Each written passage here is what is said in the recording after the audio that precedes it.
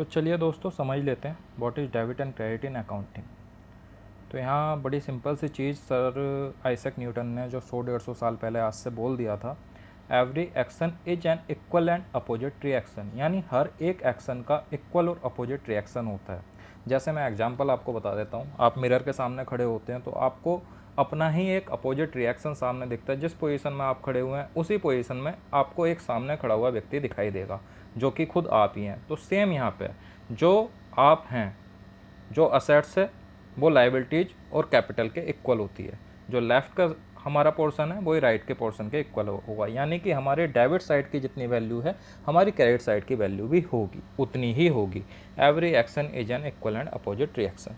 इसका मतलब है डेबिट और क्रेडिट ड्यूल अकाउंटिंग कॉन्सेप्ट हमारा चलता है डबल एंट्री पे, क्योंकि ऑब्वियस सी बात है जब मैं 1 लाख रुपए कैपिटल अगर इन्वेस्ट कर रहा हूँ अपने बिजनेस के अंदर तो वो या तो कैश की फॉर्म में होगा या बैंक में मैंने डिपॉजिट करे होंगे। तो एक साइड मेरी एक हाथ में लाइबिलिटीज हो गई कंपनी की जो उसने कैपिटल अपने ओनर से ली, और एक हाथ में उसके असेट्स हो गया जो कि कैश या बैंक में उसके डिपॉजिट हो गया। तो बड़ी सिंपल सी चीज़ ये है कि every action is an equal and opposite reaction. ये हो गया इसका बेसिक फंडा। ठीक है दोस्तों, आगे समझ लेते हैं। T account. टी अकाउंट का मतलब यह है, ये टी फॉर्म में होता है। एक साइड डेबिट लिखा जाता है, दूसरी साइड क्रेडिट लिखा जाता है, और ये प्रोफेशनल्स की हेल्प करता है ट्रांजैक्शन को इंडिविजुअली आइडेंटिफाई करके लिखने के लिए। तो इसको डेबिट क्रेडिट फॉर्म को हम टी अकाउंट भी बोलते हैं। टी अकाउंट की सबसे बड़ी चीज़ ये है, डबल एंट्री अकाउंटिंग इसमें होती है।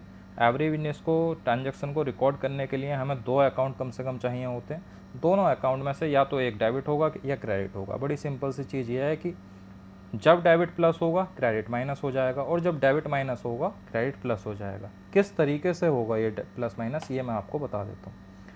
सपोज करो नॉर्मल बैलेंस मेरा असेट्स का 100 रुपये है, ठीक है। उसके बाद उसमें 50 रुपये असेट्स में बढ़ गए तो वो मेरी डेबिट हो जाएगी, और 50 रुपये 100 में से घट गए तो असेट्स क्रेडिट हो जाएगी। ये थंब रूल है। असेट्स जब भी बढ़ेगी डेबिट होगी, जब कम होगी क्रेडिट होगी। एक्सपेंस जब बढ़ेगा डेबिट होगा, कम होगा क्रेडिट होगा। डिविडेंड बढ़ेगा डेबिट होगा, कम होगा क्रेडिट होगा। लॉसेस बढ़ेंगे डेबिट होंगे, कम होंगे क्रेडिट होंगे। लाइबिलिटीज बढ़ेंगी क्रेडिट होंगी, कम होंगी डेबिट होंगी। कैपिटल बढ़ेगी क्रेडिट होगी, कम होगी डेबिट होगी। रेवेन्यू बढ़ेगा क्रेडिट होगी, कम होगी डेबिट होगी। कंपनी के प्रॉफिट्स बढ़ेंगे तो क्रेडिट होंगे, कम होंगे तो डेबिट होंगे। ये थंब रूल है। एक साइड डेबिट होगा, दूसरी साइड क्रेडिट होगा। तो डेबिट एंड क्रेडिट का कॉन्सेप्ट आई थिंक क्लियर है हम लोगों को। इसके बाद चलते हैं दोस्तों अब अपने अकाउंटिंग प्रोसेस पे, कि अकाउंटिंग तो हमने समझ ली अब क्या है, लेकिन अकाउंटिंग करेंगे कैसे, अकाउंटिंग होती क्या है, करेंगे कैसे, किस तरीके से अकाउंट बनाएंगे, तो वो सारी चीज़ें हम समझते हैं दोस्तों। सबसे पहले हम समझ लेते हैं अकाउंट होते कितने प्रकार के हैं। दोस्तों अकाउंट होते हैं हमारे 2 प्रकार के। पहला होता है हमारा पर्सनल अकाउंट, दूसरा होता है हमारा इम्पर्सनल अकाउंट। ठीक है दोस्तों। फिर पर्सनल अकाउंट में हमारी 2 नेचर हो जाती हैं। पहला होता है हमारा नेचुरल पर्सनल अकाउंट, दूसरा होता है आर्टिफिशियल पर्सनल अकाउंट। सेम हमारा इम्पर्सनल अकाउंट के अंदर है। पहला होता है हमारा रियल अकाउंट, दूसरा होता है हमारा नॉमिनल अकाउंट। तो ये हमारे अकाउंट के प्रकार हो गए, कितने प्रकार के हमारे अकाउंट्स हो सकते हैं। ठीक है दोस्तों, अब हम समझते हैं आगे कि ये personal account, impersonal account, natural, artificial या फिर रियल अकाउंट, नॉमिनल अकाउंट है क्या चीज़। ये तो टाइप तो हो गए। अकाउंटिंग में अकाउंटिंग हमेशा 2 रूल पर चलती है, डेबिट और क्रेडिट दोस्तों। बिना डेबिट क्रेडिट के अकाउंटिंग नहीं चल सकती। मैं एक एग्जाम्पल के तौर पे आपको बता देता हूँ। आज मैं व्यवसाय शुरू करता हूँ। व्यवसाय शुरू करने के लिए मैंने 1 लाख रुपए की पूंजी व्यवसाय में लगाई। तो दोस्तों व्यवसाय में पूंजी लगाते टाइम व्यवसाय के पास क्या आया, व्यवसाय के पास कैश आया, और मेरे पास से क्या गया, मेरे पास से पूंजी गई, यानी मेरे पास से 1 लाख रुपए कैश चला गया। तो दोस्तों जब कभी किसी के पास कोई चीज़ आ रही है तो किसी ना किसी के पास से कोई चीज़ जा भी रही है। एक हाथ से जा रही है तभी दूसरे हाथ में आ रही है। ऐसा नहीं हो सकता कभी भी कि हाँ एक हाथ में आ तो गई लेकिन गई कहीं से नहीं। तो दोस्तों ऐसा नहीं हो सकता। तो डेबिट क्रेडिट का मतलब यह है कि कहीं ना कहीं से चीज़ आ रही है, कहीं ना कहीं चीज़ जा रही है। तो 2 काइंड ऑफ एंट्री होती हैं, दोनों साइड चलती हैं, उसी को हम डेबिट क्रेडिट कहते हैं। अब समझ लेते हैं दोस्तों पर्सनल अकाउंट। सबसे पहले हम लोगों ने पर्सनल अकाउंट की बात करी थी, पर्सनल अकाउंट समझ लेते हैं। पर्सनल में हमारे दो टाइप के अकाउंट होते हैं, जैसा कि अभी हम पीछे देख भी चुके हैं, नेचुरल पर्सनल अकाउंट और आर्टिफिशियल पर्सनल अकाउंट। ठीक है दोस्तों, तो नेचुरल पर्सनल अकाउंट वो होता है जैसे जो भी अलाइव है, सपोज करो राम, श्याम, जतिन अग्रवाल या फिर मीना अग्रवाल, जो भी जिंदा वस्तु है जो कि सांस ले सकती है, वो सभी नेचुरल पर्सनल अकाउंट में आते हैं। इसके अलावा आर्टिफिशियल पर्सनल अकाउंट में वो सभी चीज़ें आती हैं जो कि सांस नहीं ले सकती, जो जिंदा नहीं है बट पर्सनल अकाउंट हैं, पर्सन हैं।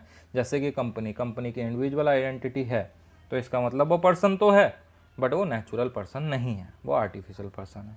ठीक है दोस्तों, तो पर्सनल अकाउंट का मतलब वो सभी जो कि पर्सन तो हैं लेकिन या तो आर्टिफिशियल है या नेचुरल है।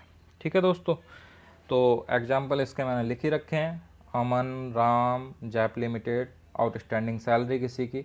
सपोज करो मेरा पैसा है, कंपनी को देना है, मेरे को नहीं दे पाई, तो मैं कौन हूँ? मेरा तो पर्सनल अकाउंट है ना। तो आउटस्टैंडिंग सैलरी किसकी हुई? जतिन की हुई। तो जतिन कौन है? पर्सन है, पर्सनल अकाउंट हुआ, तो आउटस्टैंडिंग सैलरी भी पर्सनल में आ जाएगी। ठीक है दोस्तों, तो इसकी डेफिनेशन यही है, this rule is applicable to person, artificial person and representative person. ठीक है दोस्तों, पर्सनल अकाउंट का जो बड़ा सिंपल सा थंब रूल है, ये आप रट्टा मार लो, अपने दिमाग में बैठा लो, याद कर लो इसे। Debit the receiver, credit the giver. यानी पैसा जिसके पास आ रहा है, पैसा या कोई भी चीज़, वो डेबिट होगा, और जिसके पास से जा रही है वो क्रेडिट होगी।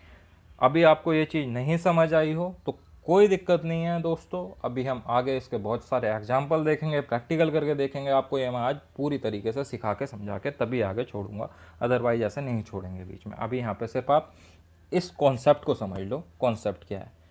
जिसके पास आ रहा है वो डेबिट होगा पर्सनल अकाउंट में, जिसके पास से जा रहा है वो क्रेडिट होगा। ठीक है दोस्तों, ये हमने समझ ही लिया है कि पर्सनल अकाउंट में वो सभी अकाउंट आते हैं जो कि हमारे पर्सन है, चाहे वो आर्टिफिशियल है या फिर नेचुरल है। तो ठीक है, जब पर्सन है तो या तो लेनदार होगा या देनदार होगा, इसके अलावा कुछ हो नहीं सकता। ठीक है दोस्तों, इसके बाद आता है रियल अकाउंट। रियल अकाउंट क्या होता है? रियल अकाउंट में वो सभी चीज़ें आती हैं जो कि हम असेट्स में कंसीडर करते हैं। जैसे मैंने बताया, असेट्स दो तरह की होती हैं, टेंजिबल एंड इनटेंजिबल। तो चाहे वो असेट्स हमारी टेंजिबल हो या इंटेंजिबल हो, चाहे मैं उसे छू पा रहा हूँ या नहीं छू पा रहा हूँ, अगर वो असेट्स है तो वो हमारी रियल अकाउंट में कंसीडर होगी। और रियल अकाउंट का थंब रूल मैं आपको बता देता हूँ, what comes in what goes out. यानी मेरे पास क्या आ रहा है वो मेरा डेबिट हो जाएगा, और मेरे पास से जो जा रहा है वो मेरा क्रेडिट हो जाएगा। सपोज करो मुझे अमन ही है ना मेरा पहला एग्जाम्पल पर्सनल में, ये रहा अमन ने 10,000 रुपये कैश दिया। तो कैश क्या है? कैश मेरा रियल अकाउंट है। रियल अकाउंट का थंब रूल क्या है? What comes in debit what goes out credit.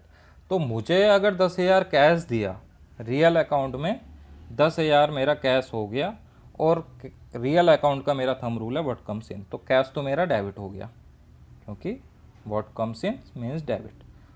Simple है दोस्तों, मैंने सबसे पहले अकाउंट आइडेंटिफाई करा, कैश आया मेरे पास, कैश आने के बाद व्हाट कम्स इन के अंदर मेरा कैश आ गया 10,000। दिया किसने? दिया अमन ने। द गिवर कौन है दोस्तों? अमन। और गिवर क्या होता है? क्रेडिट। तो मेरी एंट्री क्या बनी? Cash account, what comes in means debit to Aman means credit. यानी कि कैश मेरा 10,000 से डेबिट हो गया और अमन मेरा क्रेडिट हो गया 10,000 से। क्लियर है दोस्तों? इस तरीके से होता है। इसके बाद आते हैं अपने तीसरे अकाउंट पे, जिसे हम बोलते हैं नॉमिनल अकाउंट। नॉमिनल अकाउंट के अंदर हमारे सभी खर्चे तथा इनकम आती है। खर्चे से मतलब क्या हो गया? खर्चे वो सभी खर्चे जो हमारे व्यवसाय में होते हैं, चाहे वो परचेज हो, परचेज भी नेचर ऑफ ट्रांजैक्शन देखेंगे तो खर्चा है। सेल हो, नेचर ऑफ ट्रांजैक्शन देखेंगे तो इनकम है। चाहे वो फिर मेरे खर्चे बेजिस हो, रेंट हो, सैलरी हो, या फिर कन्वेंस हो, या फिर किसी भी तरीके का मेरा कोई भी खर्चा है, चाहे वो स्टाफ वेलफेयर है या फिर मैंने एंटरटेनमेंट एक्सपेंस है, अपने स्टाफ को कहीं भेज दिया, वो सारे खर्चे मेरे नॉमिनल अकाउंट में कवर होते हैं। मैं आपको एग्जांपल के थ्रू बता देता हूँ। मैंने अमन को, पहला नाम क्या है, अमन, और पहला खर्चा क्या है मेरा, मैंने सैलरी दी दोस्तों, कैश में सैलरी दी मैंने अमन को, ठीक है दोस्तों। तो यहाँ पे क्या हुआ, मेरा सैलरी क्या है, खर्चा, खर्चे में डेबिट क्या है, ऑल एक्सपेंस एंड लॉसेस हमारे डेबिट होते हैं, यानी कि सैलरी खर्चा है, सैलरी हमारी डेबिट हो गई 5,000 से, ठीक है दोस्तों। All expense and losses debit, यानी सैलरी डेबिट हो गई। इसके बाद सेकंड क्या है, मैंने सैलरी कैसे दी, कैश में दी। कैश क्या है मेरा, कैश मेरा रियल अकाउंट में कवर होता है, और रियल अकाउंट में व्हाट गोइज आउट, यानी मेरे पास से जो पैसा जा रहा है वो मेरा क्रेडिट होता है। तो मेरी एंट्री क्या बनी, salary account debit 5,000 to cash, cash account credit 5,000, ठीक है दोस्तों। क्लियर हो गया मेरा ये पर्सनल अकाउंट, सभी पर्सनल, चाहे वो नेचुरल हो चाहे वो आर्टिफिशियल हो, ठीक है। रियल अकाउंट यानी सभी असेट्स, चाहे मैं उन्हें छू सकता हूँ या नहीं छू सकता। नॉमिनल अकाउंट, सारी इनकम, सारे एक्सपेंस, चाहे वो मेरे किसी भी तरीके से किसी भी फॉर्म में हो, सभी खर्चे और सभी इनकम मेरे नॉमिनल अकाउंट्स में आते हैं, ठीक है दोस्तों। ये स्टैंडर्ड फॉर्मेट है दोस्तों डेबिट और क्रेडिट का। यहाँ पे सबसे पहले जब हम खाते लिखते हैं, यहाँ पे डेट आती है सॉरी, डेबिट के अंदर जिसे भी हम डेबिट कर रहे हैं वो आता है, यहाँ डेबिट की अमाउंट आती है। क्रेडिट के अंदर जो भी अकाउंट हमारा क्रेडिट होता है, क्रेडिट आता है और क्रेडिट की अमाउंट आती है। और यहाँ पे नरेशन हम लिख देते हैं कि वो हम ट्रांजैक्शन में कहना क्या चाहते हैं, किस लिए वो ट्रांजैक्शन हो रही है, और उसके बाद सिग्नेचर करके ये वाउचर हमारा कंप्लीट हो जाता है। हालांकि अलग अलग कंपनी अपने हिसाब से अपने फॉर्मेट डेवलप करवाती हैं, बट स्टैंडर्ड फॉर्मेट यही। कहीं कोई दिक्कत होती है, कहीं कोई इश्यू बनते हैं, आप मुझसे बात कीजिए। अगर वीडियो पसंद आई हो तो वीडियो को लाइक करें, सब्सक्राइब करें और बेल आइकन को दबाना ना भूलें। आपका कोई भी कमेंट अगर होता है, इस वीडियो को लेकर कोई सजेशन होता है, तो आप कमेंट में लिखना ना भूलें। मेरी मेल आईडी वीडियो के डिस्क्रिप्शन में दी हुई है, आप मुझे मेल भी कर सकते हैं। धन्यवाद। मिलते हैं अपनी अगली वीडियो के साथ एक नए टॉपिक को लेकर। धन्यवाद।